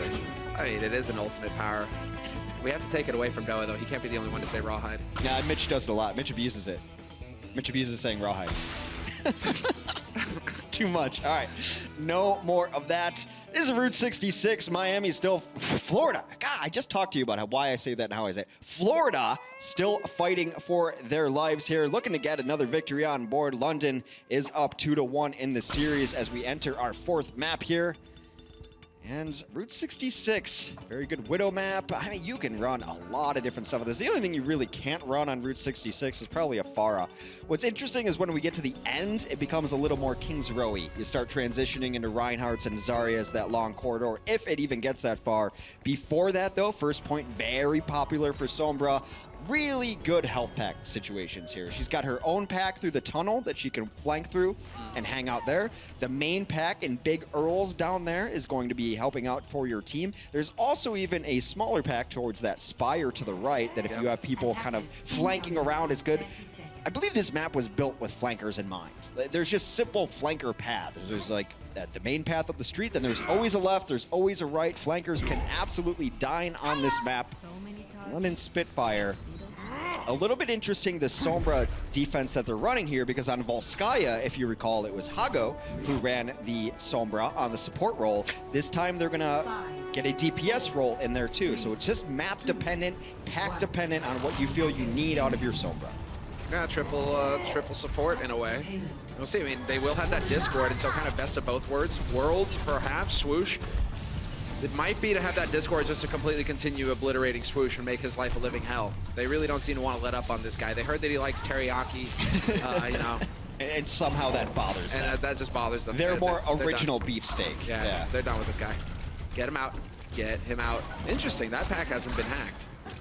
Yeah, you kind of just want to deny that. You're generally not going to be over there as a Sombra, but you want to take it away from the other team. So far, there's been absolutely no resistance on this defense. They want to give them the angle so far. And now is when the fight is going to start. Tvik getting pressured. So backing up. Bloodless so far, Well, they've got the EMP now. So that's Hureg. We'll be seeing if he decides to set up the angle. You got Tvik trying to keep that long range, but there we go. The hack comes out. He doesn't care. Hits the headshot on Hureg. Right, McCree, kind of like Reaper. It's just like, oh, I'm hacked. I'm still going to kill you. It's fine. When your best ability is your basic ability, the hack does not bother you all that much. Maniton out of the mix, though. It seems like London wants to back out. They're not giving this up. They just want to reset just a little bit before they come back in. They want to make sure everyone is here at the same time. And now they're going to flank around and try to engage. Up to 50% on our next hack. And there we go. Zupe point blank. That's a feel-good moment. The volley on Prophet gets rid of that Tracer. But the point only just now, no, it is still getting challenged by Woohyol. Woohyol making himself a very difficult target to hit. Hiding out there in Big Earl. Zupe, however, another shot onto Hureg. Hureg not having the best time here on his Sombra. Gesture has taken out Zebo on the backline. That is a really big kill right there. Transcend going to come off into this Primal Rage, try to keep everyone alive and still look for more damage over the top is Zupe. Now they've got them bullied back into the corner. Not where you want to be. Zupe brought his orbs today. Yeah, he's been really playing those angles sharp. Nearly had a headshot there earlier with the volley as well. And that will be it. First point picked up here by Florida Mayhem. They have made progress. They've got 4.5 minutes now to get it over to the second point and keep things going. Somewhat reminiscent of Volskaya first defense from London, where they just didn't really get aggressive on it until it was too late. Then they took an interesting angle on the bottom there, trying to just flank a little bit and cause chaos, and they never really pressured Tavik, who was on that McCree. Never really got anything in his face. They sent Gesture after him, but Gesture just wanted the mercy there. Tavik has been doing whatever he wants, and you can't leave long-range hit scan uncontested. Sick work, and there we go, the cancel! Tavik with the quick reactions, and you gotta give it to Zupe. The man is on point right now. You could tell that Hureg was hunting for him, but he was playing the angles correctly, Zupe, and just making sure that he couldn't get EMP'd. That EMP, I think, went off on part of it. I didn't see if it really affected anybody, though. It did end up at a 0% on the EMP charge. However, it won't matter for naught, as Hureg has switched over to Widowmaker, which I think is extremely smart for this section of the map. Really long sight lines, a lot of verticality. She's already up on the ledge there, and it's very difficult for tanks to even dive that because you can duck behind the ledge and then use your grappling to escape to a different ledge, and you're all the way back with your team. So Hureg, I think, with an intelligent switch here, and now it's just a question of how do they deal with this. At this point, just put Zupe on it. Just let Zupe snipe. Yeah, Van's hitting shots. You got to come through the main entrance as well here. Couple of choke points. Once again, Florida Mayhem moving together as a unit around the flank, trying to get onto that high ground perhaps. Get a little bit of pressure going here, but Hureg is very good at maintaining distance. That's setting it up for Logix, though. Logix was hoping to find the big kill. There's the pulse in the middle. Lots of damage dealt, but no final blows. Maniton is going to be the one to make it up. He finally hunts down Hureg, but Prophet is there to end things for Zupe. Zupe out of the mix, but it does seem that Florida has the momentum here. They're chasing down tanks. That Primal Rage going to keep him alive and perhaps stall out at least for a little bit. Gesture giving up his own life so that his team has time to get back into a decent defensive position here on second point of 66. Hago going down late, though, is not the stagger they wanted. Gesture will get out alive. No need for Hago to even be in this mix. No need for Closer either. Surprised they didn't do a full regroup up top. However, you don't really want to hang out in that hallway against a Tracer like Logix either. Yeah, you still have Hureg up there, who was on the high ground, but he backed off, waiting for his tanks to resurrect. Gesture getting topped up there by Hago and by Closer, giving them some free ult charge. That's going to be a feel-good moment for him. And they're going to come crashing through as a unit together here. London Spitfire looking for the fight. Sound barrier has been committed here by Closer. That's going to make life a little bit easier. Pulse missed. Hureg just barely surviving. Nearly gets a kill on Logix to trade him out, but Logix, sneaky bugger, gets out of there. Zupe is taking down Prophet yet again. Here comes the blade from Tavik. We'll take down Wuyal. That is 2 quick kills, 6v4. They're going to force out a Transcend as well. Yeah, but the sound barrier is there to cancel it out for Florida Mayhem. London Spitfire having some trouble here to close things out. Instead, it's Zupe, 2 big kills, chucking orbs into the choke point. He gets rewarded. And while Gesture trying to do something, will eventually go after the guy getting all the frags for Florida, but it's too little too late. Gesture's been the only one really getting anything done for London so far. He's been jumping on the back line, keeping everyone alive. I really just think that the Gesture engagement for the Primal Rage was smart. That was fine. They have to deal with that. They have to deal with the cart. But the fact that the supports were so far forward, knowing that Gesture was in his Primal Rage mode, just trying to distract, caused them to lose Hago and Closer before that next fight really started. They never really got the gauge that they wanted because they ended up staggering, even though Gesture was just out there to buy time. Well, next fight has come through here. Once again, Gesture creating space for his team. And they don't really care, Florida man. They just go charging right into the mix. Prophet, however, will snipe Zebashai. A lot of supports getting rolled over here. Prophet made it his personal business to get in there and kill the back line. He gets his job done, and that will force Florida Mayhem to give some ground. Well, Prophet's got to be angry because I think 0 for 2 so far trying to take down Zupe in the back line. He got himself volleyed in the dome a few times. There finally exacts a little bit of revenge. Now the DPS and tank duo for Florida is loaded, ready to go. Hago has done so much, he's going to have another Transcend, which could help them a lot. But Logic's going to try to force that out early at the very least with a Pulse Bomb. Keep things alive, exactly. He can get that triple blink into the back line if he wants it. They are grouped up, there we go. And yet again, misses the stick, unfortunately for him. That does force him to clump up, and Trick a second too late to capitalize, but he will make up for it in the end. 2 kills on Hago and Hureg both. Gesture finally drops him. Gesture takes him down, but not before he eats a volley of rockets from Maniton. So now Florida also in another great situation. Prophet unable to escape with his life there. Florida continues to push. They've got everybody on the carts. London needs to keep this alive a little bit longer so they can get Sound Barrier. Problem is Zebo's probably going to barrier right into this. Yeah, they died early enough where they can actually get out here as a unit. The Sound Barrier gets committed immediately, though. That is going to be Zebasai not wasting any time. Good to lay there by Closer, keeping his teammates alive. Sound Barrier of his own chucked out, burning valuable time off this clock, and they need to win it. Florida, there's a long run back for them. 50 seconds left on the clock, and they're all dying. It's enough time to get back at least once, though. Deadeye committed to get the Diva out of the mech, which I think is a smart move by Hurag. Then everyone else's damage is guaranteed to go through. Able to clean that one up. And now both teams have used most of their ultimates. Next fight, though, we will have a Transcend. And I like this. London's probably going to play far back on the cart, knowing that it's all they have to push. So Tavik is going to be untouched in the backline of the Widow. Now it's a matter of execution. Can he hit the shots? He certainly has the angle, as you pointed out. There we go. Gets onto the high ground, spots out the Diva mech. That's not going to be quite what he's looking for here. He's hunting for the squishies. When are they going to have to commit? Well, Jester's found Zebasai. He's just jumped right into the mix. He's got Primal as well, so he'll get out of there intact. And well, long-range shots getting put in here by Tavik, and there's the Trance getting forced. Logic's down low, but he gets the recall. Trading fairly back and forth, and now it's the out-and-out fight. But London Spitfire, the 2 big kills coming through, may be the turning point. That self-destruct not really going to do a whole lot. That's a new mech self-destruct just to keep some pressure on the card, but they are quickly exterminated immediately after. Manitin will fall, and that is where the cart will rest for the Florida offense on Route 66. And Gesture can just be a hard carry on Winston sometimes. He was the only one of note, getting a lot done early on. I think a little miscommunication caused them to lose second, because I think what Gesture was doing was the correct move. His supports are so eager to help him that they were out of position a little around the corner, and it was a good pickup by Florida to realize, why is he back here? What's he doing? Oh, he's trying to keep us distracted, and then they just went and hunted supports, ended up losing second for it, and again, able to completely nullify what I thought was a good switch from Tavik there. He's on cleanup duty in the back. It's kind of one of those checkmate situations like Gibraltar. You get a Widow up there, and no one can touch you, but then you got to account for Gesture. Yeah, the man is going to get in there. He just has Primal Rage all the time because he never dies, so he's not spending time in spawn. His healers keep him up constantly, and he just gets to play super aggressive. He has Primal Rage up nearly every fight. It's insane. So they just don't do much dying, these tanks. 3 deaths for Gesture, 2 deaths for Wuhyal. I mean, they are certainly getting in there, staying alive, remaining a constant threat.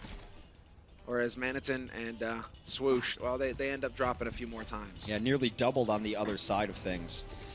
The actual DPS from the London Spitfire played pretty aggressive, ended up dying a little bit too often there, but that's kind of fine if London, they're so good at stalling things out with their tank play that you can play your DPS very aggressive and know that, oh, it's fine, we still have another fight because we Primal Rage up, and that's 1,000 HP. And beyond just being 1,000 HP, because a good team can burn that down, Gesture's so good at just kind of taking these weird jumps. Like, why is he going over there? Why is he just wants to stay alive. He's so good at it. Yeah, cooldown on that jump pack drops to nearly nothing. Yeah, you're a flying monkey. It's Wizard of Oz style. Exactly. We just need the little wings there on the back. I would pay so much for an animation that just gave him tiny, tiny wings. Hey, you know, well, IP being what it is, that might be a bit of a tough one there for Blizzard to deliver on, but that would be pretty hilarious. All right, well, we're into it now. Florida Mayhem on the defense, and let's see if they can hold, because London Spitfire, they will be pushing forward. Hurag not wasting any time at all, getting on the Widow to start. Florida also running a DPS on the Sombra on Route 66 rather than one of their supports. Definitely different style here. Map dependent. Gesture's looking for a free kill on the backside. It's a pick composition when you're running a Roadhog. You're looking for that initial kill to get in. However, Zupe continues his work. This might be some of the best Zenyatta I've seen Zupe play. Yeah, I think so, man. He is really making the difference here for Florida Mayhem. Continues to get final blows with that volley. Now Hurag on the high ground, spots out Tavik. That's not a bad target to try and focus on, but he does also, well, Zupe, just letting him know, putting him on notice. I've spotted you, the orbs are coming. I like this Widow here. Widow we thought was going to fall out of the meta except for Pharah, but then Widowmaker is also very good for Widow, or for Mercy rather. She gives her everything you need, escapes and damage boosting targets. EMP comes out, needs to finish that kill. They finished 2 kills. Florida holds strong. Yeah, delaying things further here. And now we get a nice view here, bird's eye, of London Spitfire backing off, just waiting for the regroup. Florida Mayhem not going to overcommit. And while Florida Mayhem right now, they're doing a great job on the defense. London Spitfire were able to make more progress. Well, rather they were able to make more progress on the offense side. It's a small thing, but Manitin got healed instead of going to a pack there, which is why Tvik's EMP is still very low. They took a little bit of chip damage and could have cashed in on it on these healing packs and decided that Orb is more important. Zube has Transcend now. And Gesture now, this is exactly where he wants to be. There we go. Pulse bomb right into the mix. Not going to find a kill, but that's definitely going to put him on edge. London Spitfire getting picked off one after another here. And you do have Prophet trying to do the best that he can, but eventually he will have to give ground and back off. That's if Logic lets him. Logic's! Look at this all-out pressure from him. He's going to go on the chase. That's terrible for London because that's a window in which you're not playing against EMP, and that's how you have to deal with Sombra right now. She's got EMP up nearly every fight, but there are small windows every other fight. I thought it might cost them. They didn't have EMP that last fight because they weren't taking pack and trying to get that damage in. Now they do have EMP, and London should know this. Definitely. And well, Tvik, you can see he's already on the hunt. Looking for the squishies, looking for the back line. He's going to get the perfect little... Yeah, exactly. Just decides to translocate back into the mix. Gets the hack the old-fashioned way. That's fine. That can work. Just holding on to it and finally decides to commit, and that will be the difference maker. Hurek, no way for him to combat roll out of that one. It's a very late commit, though, and London continues to clean up. He commits that EMP after 2 had fallen.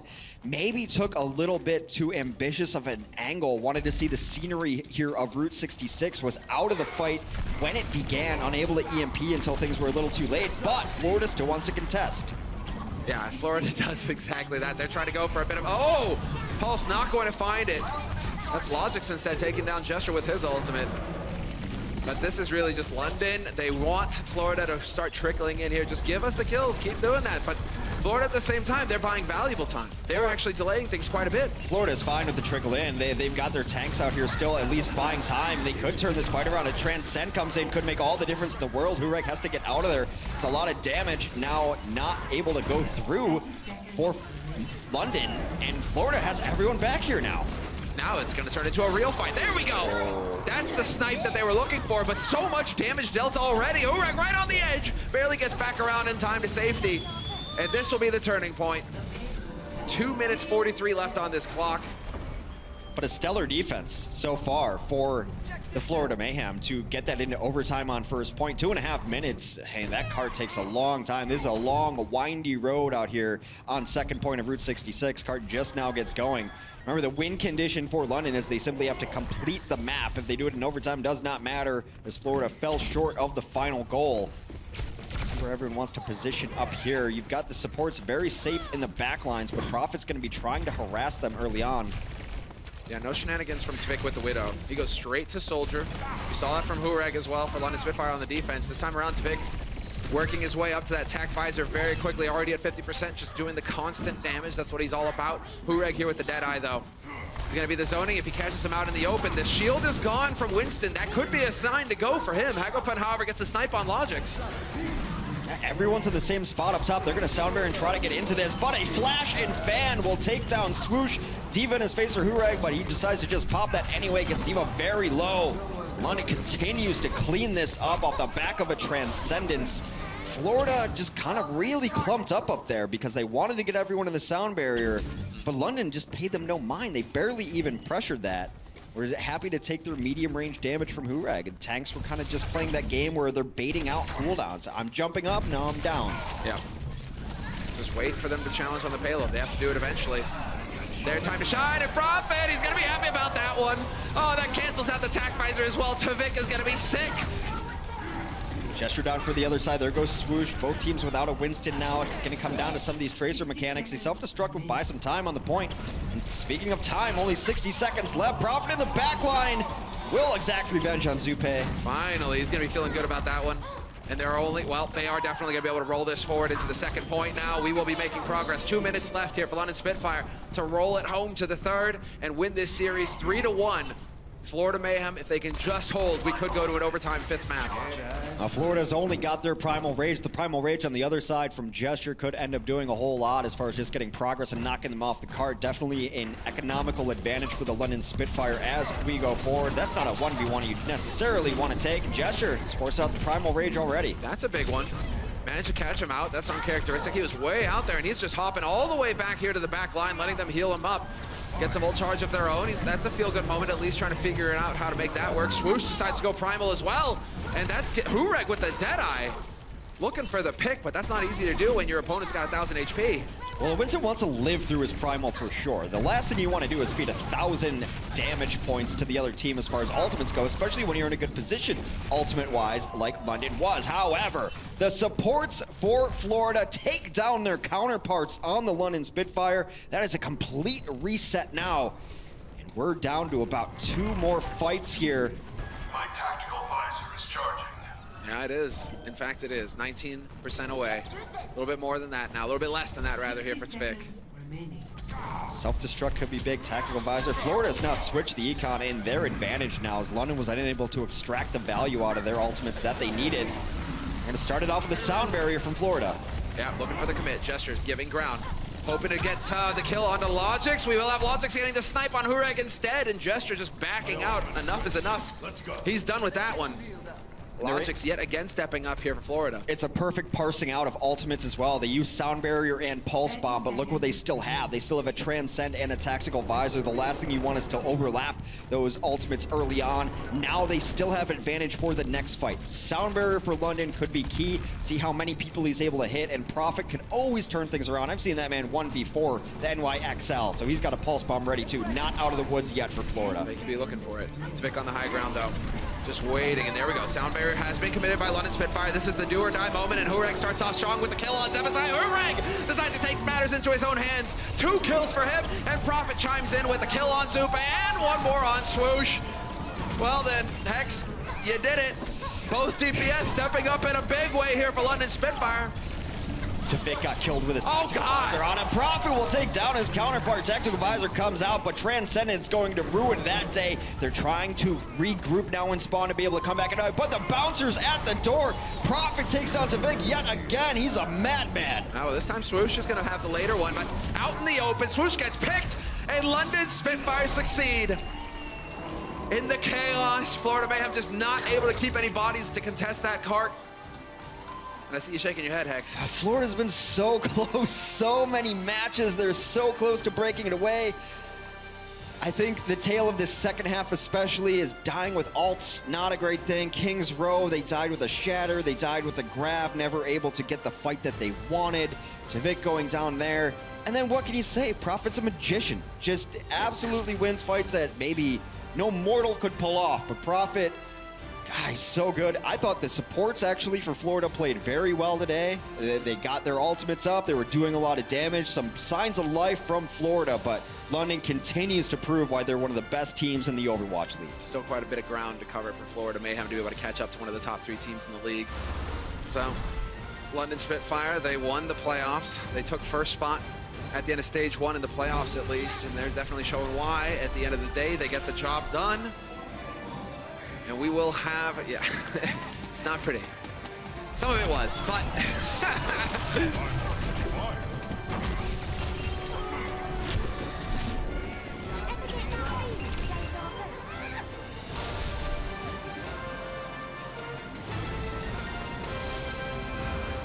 The Overwatch League is brought to you by Intel, the official computer processor of the Overwatch League. T-Mobile, America's best unlimited network. And by Omen by HP, the official PC and display of the Overwatch League.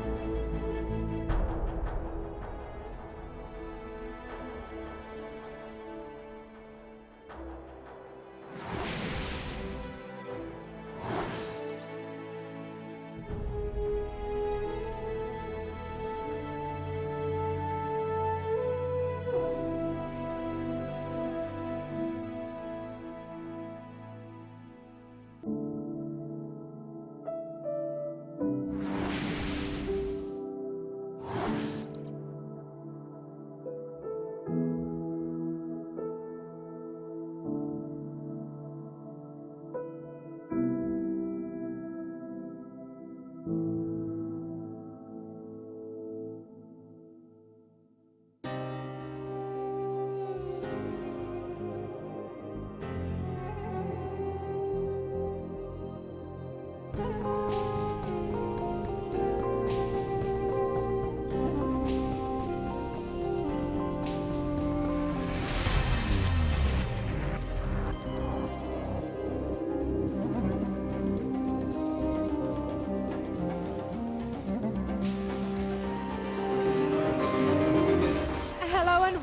back, everyone. This is Zoe. I'm joined by Hurek from the London Spitfire. Congratulations. You just walked off the stage with a victory over the Florida Mayhem. But let's take a trip down memory lane and talk about Volskaya Industry. What made this first map so close? 후렉 선수 일단 프로리아 메이햄 상대로의 승리를 굉장히 축하드립니다. 하지만 경기를 돌아봤을 때 첫 번째 경기를 돌아보면 볼스카야에서 좀 어려움을 겪으시는 모습을 보였었는데 무엇 때문에 경기가 그렇게 가깝다고 생각하셨나요? 저희가 볼스카야 인더스트리의 강한 팀이라고 생각했는데 상대 제보사이 선수의 루슈 스피드업 받고 돌아오는 거를 너무 잘해서 저희가 대처를 잘 못했던 것 같아요. I believe before today's match that we were really good on Volskaya, but I think Zebosai's Lucio did a really good job at spinning around and turning around the map, and we weren't able to catch that properly, and that's why we had a difficult time. All right. Now, you personally played 6 different heroes in that match against the Mayhem. That's quite a lot. How does the current meta actually play into your hero pool? 호리 선수 오늘 경기에서 총 6가지 영웅을 선보이셨는데 현재 메타에서 개인의 히어로 풀이 어떻게 적용이 된다고 생각하시나요? 저는 그냥 저희 다른 팀원들을 받쳐주는 그런 서브 같은 느낌으로 게임이 적용될 것 같아요. I think I'll be utilized as kind of a sub that will fill in for any empty holes that we have in our gameplay in terms of hero pools. Well, you certainly are a very good sub to fill those holes in. Thank you so much for joining me. We're now heading over to our desk to break down the action between the Mayhem and the London Spitfire. Thank you so much, Zoe, and congratulations one more time to the London Spitfire. They walk away with the 3-1 victory to open up our day. Welcome back to the desk. We got Sideshow, we've got Reinforced, roommates, brothers, talking about video games really on a Thursday. Not true. Definitely not brothers. Let's get into the game, and talking about Hureg here. Coming in, we knew we were going to see Prophet. We were expecting to see Birdring, but Hureg is back in the lineup here for the Spitfire. We talked a little bit about him at halftime. What did he show us in the second half? I just personally love that he identifies himself as a hole filler, because that tickled me. I think that he is going to be kind of the guy that plays a huge range of heroes for this team.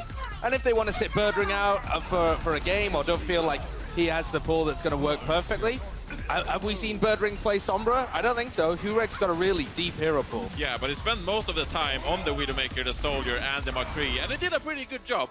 I mean, he is one of the top players in Overwatch. He's an Overwatch League, right? So he's a pretty good sub, if I may say it so myself. You may. You got it out. We understood you. So let's talk a little bit about this guy's pool, because he showed us mostly hit scan heroes. You had the Reaper, you had the Sombra alongside your McCree, your Soldier 76, but then you throw in a Pharah.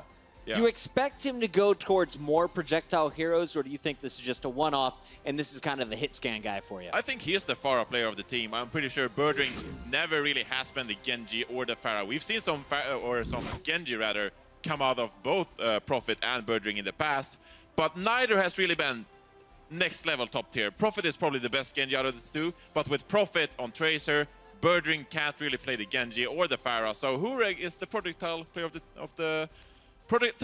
the team, I would say. But he doesn't play Genji, that's the thing. So whenever they're running like Prophet and Hureg, you know that Prophet's going to have to switch over to Genji if they want to do that. So it makes their lineup a little less flexible, but they want to play a bit more passive at the moment. And it doesn't matter, because they've got such depth to their roster. They can just throw in, oh, here you go, chuck in 2 Genji players. There we go for the next map. Now we know that, of course, London Spitfire is going to be playing Philly next. So a stacked week for them here in week 2. Let's talk a little bit about what we saw from London, though, in this matchup, because going up against this Florida Mayhem squad, we expected it to be a little bit more in favor of the Spitfire than it was. This was a very close matchup. Some mistakes, though, definitely separated these two squads. Yeah, I think this was a good learning experience, because Florida and Philadelphia, they have similar styles. They like playing very aggressively with the dives, of course. On the Philadelphia, you have Carpe, Shadowburn, and EQO, and most recently the new Genji Star.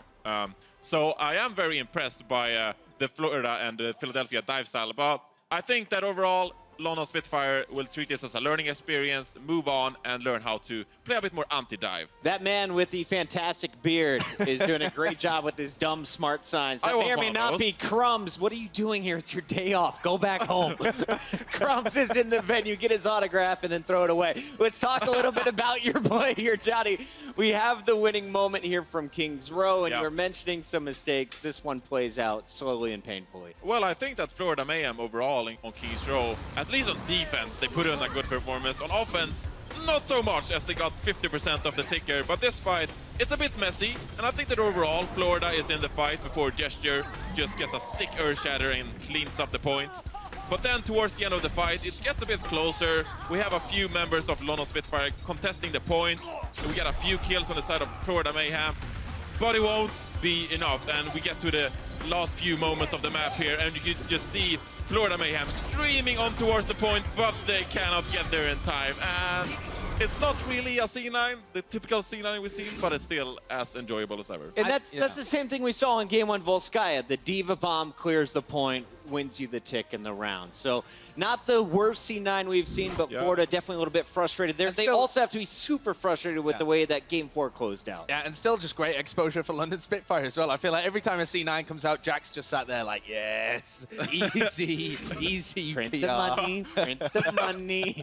I love it. All right, let's close things out here with the positives from Florida today. You get another win. That means your 2 map wins so far in Stage 2 came from the top squads. You did it against the New York XL. You get another map win today against the Spitfire. The question is, how much further can this team evolve? What improvements did they show off here today? So I think that Zuppe had a really great game, actually. He's been silently performing really well for the squad throughout a few of their games recently.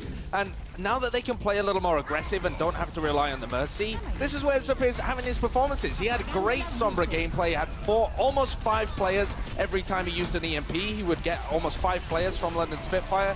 And when he moved over to the Zenyatta as well, he was getting crazy picks all over the place. Yeah, and overall, just great dive setups coming out of the Florida Mayhem. I mentioned before that London Spitfire is one of our more defensive squads. So Zuppe, he has a lot more space, a lot more time to do what he wants to do. And you can just see in these highlights that he gets the kills and he gets the EMP setups fairly well. So big, impressive performances from everyone on Florida, I'd have to say. I like it. Logics to Vic, entertaining to watch, but keep your eyes on that support, especially when Sombra can be in play. Florida falls at the hands of the Spitfire, which means your player of the match, sponsored by Omen by HP. Well, it's a Spitfire member and none other than Prophet back again. He closed out that Game 4 on a 22 elimination streak, basically put the team in his backpack and carried him all the way home. But he put on a show throughout the entirety of the series. I think it's good that he has Birdring alongside him on the London Spitfire, because otherwise this guy would be the #1 on the leaderboard of player of the match performances, I would have to say, because Prophet is so good on so many heroes, specifically the Tracer, as we've seen. And it doesn't matter. Usually we categorize Tracer players. Either they're tank busters, or they're more of a Tracer versus Tracer, backline kind of hitting Tracer. But Prophet, he just does it all, man. Yeah, he does whatever he wants. That's the great thing. He's got the skills to be able to play aggressively or to peel for his team when required.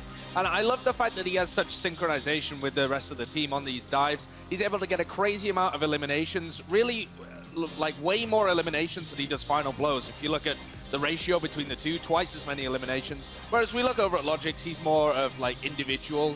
He's actually finishing a lot of the kills. So Prophet's a team player as well. They know how to play around him. There's so many people that could have been our player of the match today. We were thinking about Wu Yao, we were thinking about Gesture, but you can't deny Prophet. The kid is just too good.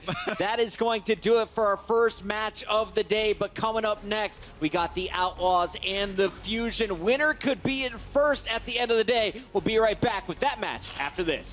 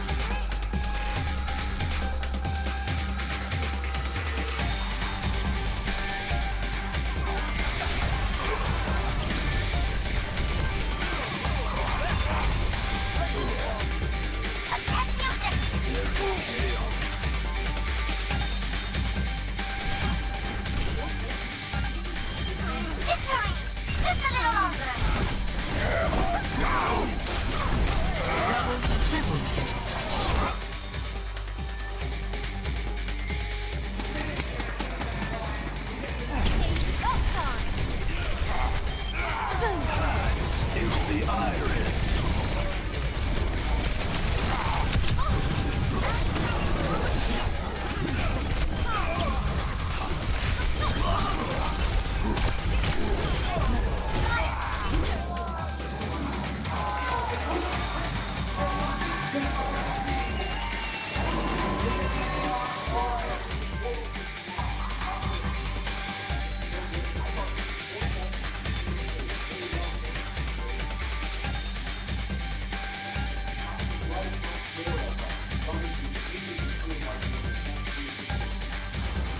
Overwatch League is brought to you by Sour Patch Kids. Sour, sweet, gone.